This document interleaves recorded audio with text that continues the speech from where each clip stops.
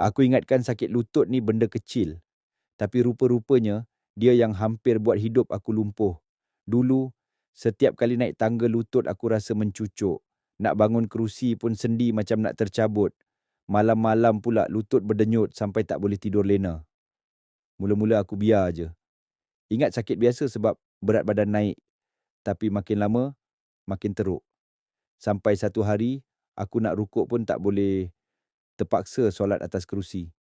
Masa tu aku rasa sebab sangat sebab benda yang orang anggap remeh sebenarnya boleh buat hidup aku terhenti.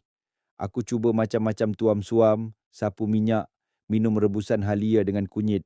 Lega sekejap, tapi sakit tetap datang balik.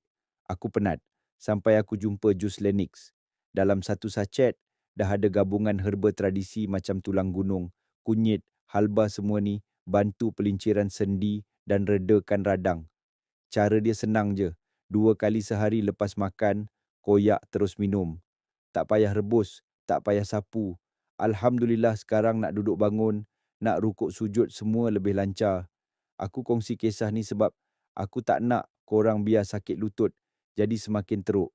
Ikhtiar sekarang dengan jus Lenix tekan button order now sekarang